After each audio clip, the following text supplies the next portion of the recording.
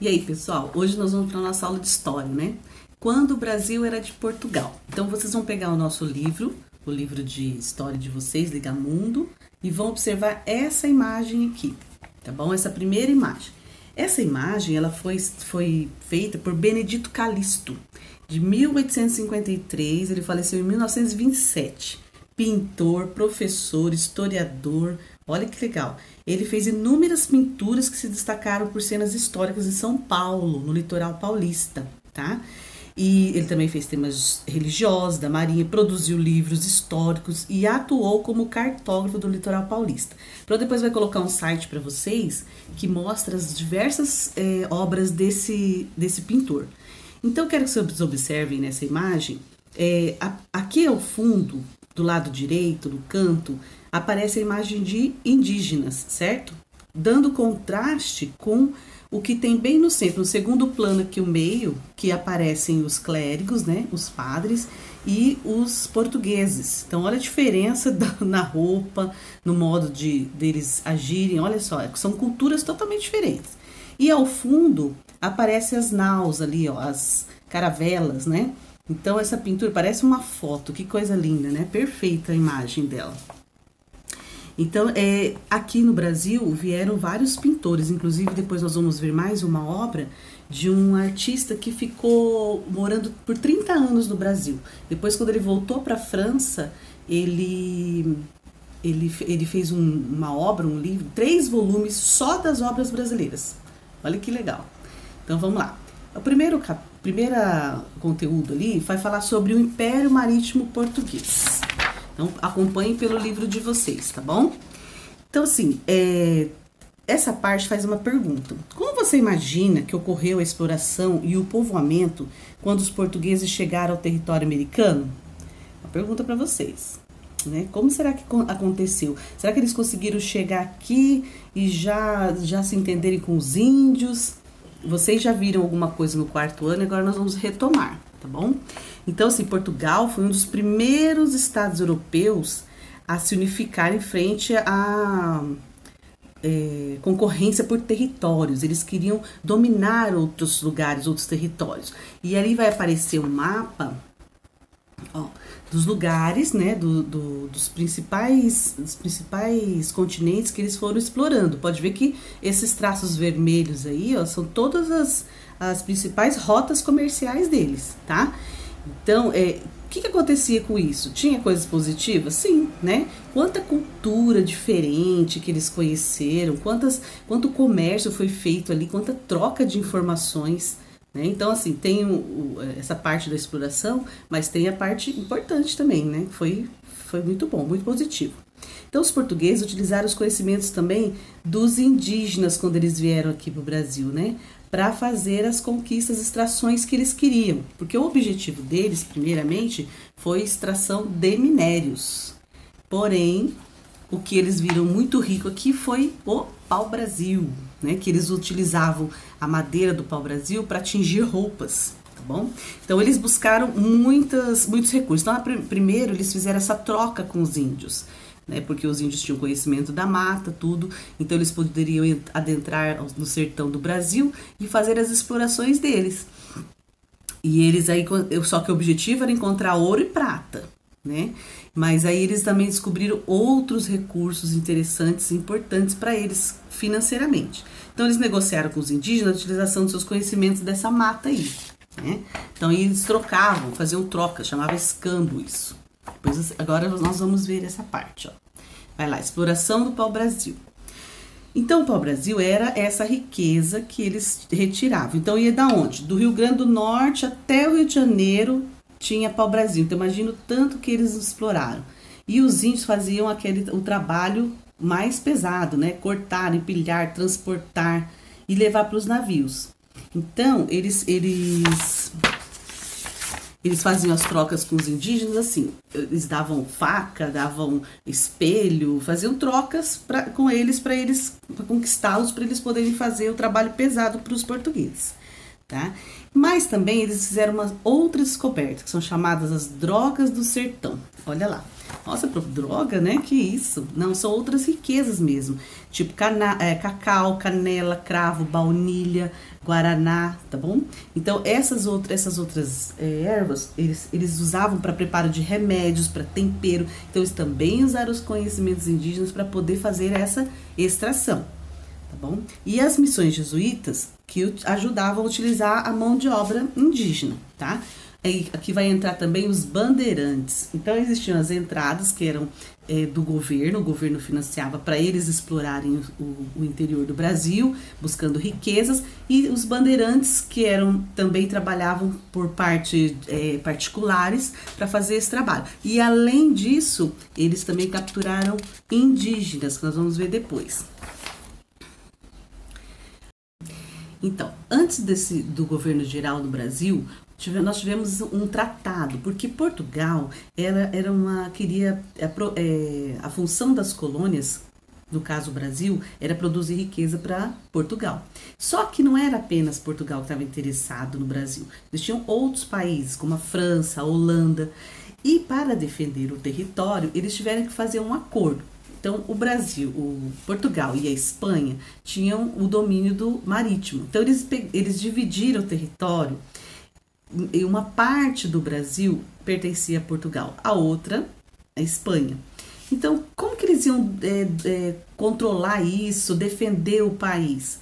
Eles precisaram fazer uma colonização, eles tinham que trazer gente para cá para defender, para cuidar do país, porque o Portugal não tinha condições de fazer isso sozinho. Então, eles fizeram um tratado, e aí esse tratado, ele dividia as terras do Brasil em 15 faixas. Imagina você pegar um pedaço, olha no mapa lá na página 31, cortar o país em 15 faixas e ele distribuiu isso. Então, os donos chamavam donatários, tá? O que eles tinham que fazer? Tinham que defender a terra contra essas invasões estrangeiras, tinham que garantir o povoamento e organizar as atividades econômicas do país, ajudando Portugal. Acontece que isso não deu muito certo. Então, o rei de Portugal resolveu enviar para o Brasil um governador geral, tá? Porque esse sistema de capitanias hereditárias não funcionou, foi um fracasso. Então, o primeiro governador foi Tomé de Souza.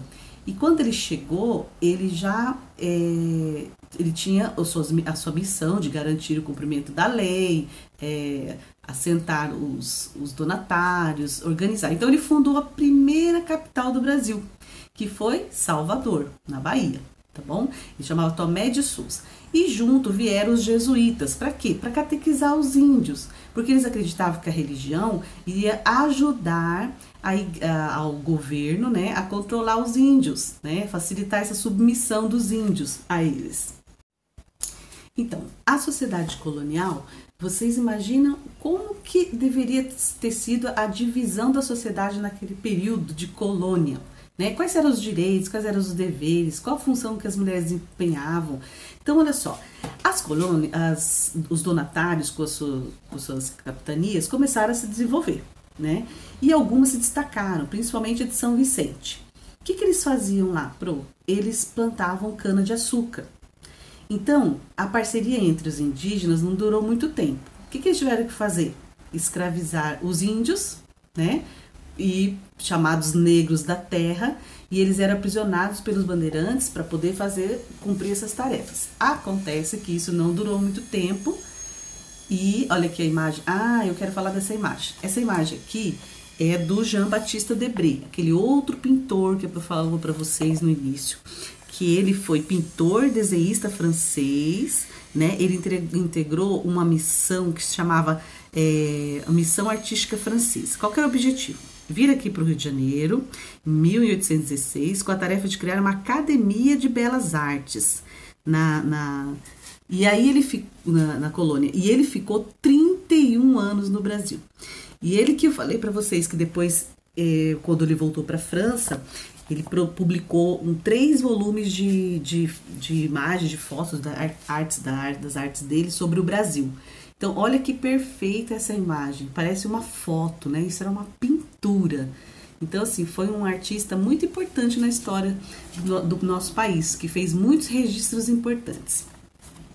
Bom, Com a cana-de-açúcar, ó, a escravidão e a escravidão dos africanos vieram também. Por quê? Porque a mão de obra indígena não era suficiente e os donatários precisavam aumentar a sua produção, né? Então, olha só, entre os séculos 16 e 17, as capitanias de Pernambuco e Bahia se desenvolveram muito, né? E assim, da mesma forma que eles exportavam açúcar, mandava para a Europa, de lá para cá, quem vinha nesses navios negreiros? Os africanos, né? Então eles traziam os africanos para cá, levavam a cana-de-açúcar para a Europa e da África traziam os africanos, dos famosos navios negreiros, né? Muito triste, foi uma época muito triste do nosso país. E a mulher no período colonial? Como será que vivia, né? Será que ela tinha os mesmos direitos? Qual que é o objetivo? Bom, entre os séculos 16 e 17, a partir de 1550, né, chegaram à colônia portuguesa as mulheres que eram órfãs e educadas em associações portuguesas. O que elas tinham que fazer? Casar e ter filhos, né? E educá-los conforme a religião deles. Então a mulher era vista como propriedade do homem, tá?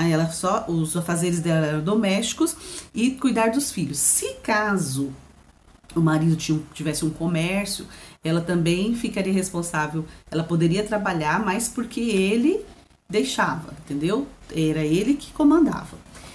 E agora as mulheres negras tinham outras funções, né? Pode ver aí que tem umas mulheres com um tabuleiro na cabeça.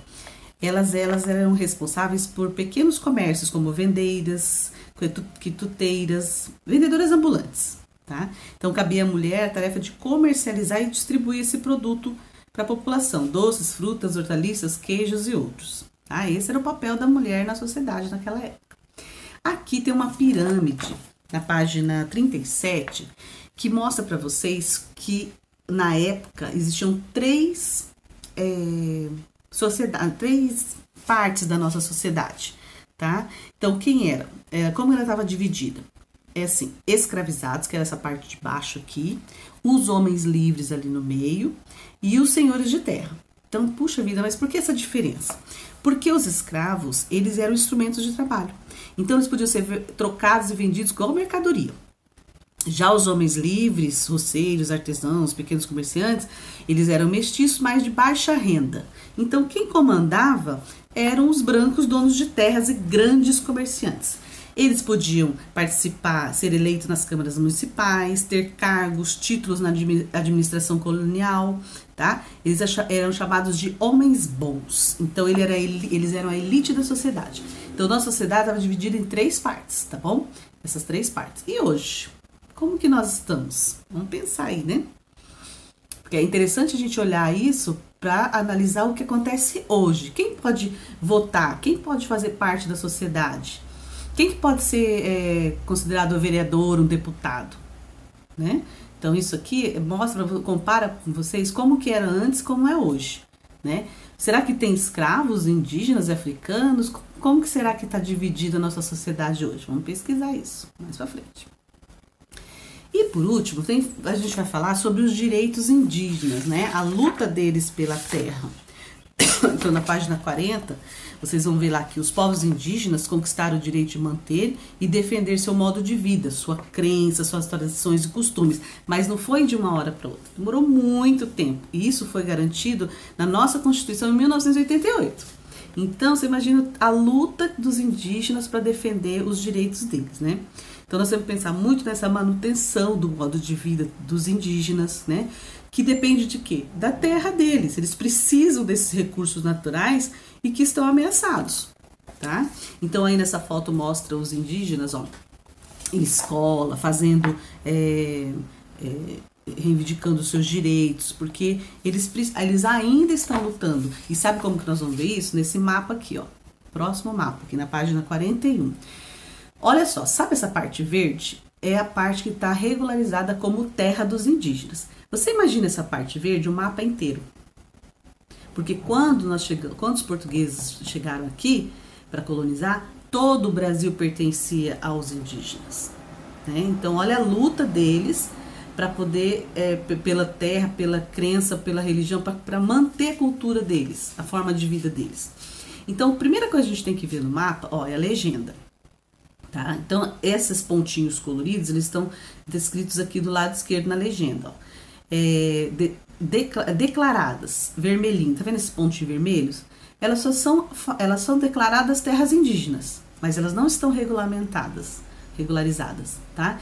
Então, quer dizer, o que eles sofrem? Eles pode vir um fazendeiro, uma pessoa ir lá e tomar a terra deles. Acontece? Acontece. Né, invasões. Então, eles estão querendo o quê? Que essas terras sejam homologadas para serem regularizadas. Os amarelinhos são homologadas, né? Então, ou seja, já estão em processo de regularização. Depende do juiz. Então, pessoal, a gente tem que pensar assim. Tem uma pesquisa lá na página 41 que fala assim: ó, pesquise sobre as terras indígenas no estado ou na região em que vivem e registrem um cartaz onde estão localizadas etnias indígenas presentes nelas, ações que garantem direitos indígenas à terra. Então, quais são, o que vocês vão procurar aí? Vocês vão verificar as políticas, se de fato vem trazendo melhorias para essas tradições indígenas, né, na qualidade de vida delas. E é uma pesquisa, então depois vai deixar os links para vocês fazerem essa pesquisa, ok? Então, boa aula, boa atividade. Depois vou mandar o PDF embaixo para quem está sem o livro para realizar as atividades, ok? Um beijo, até a próxima!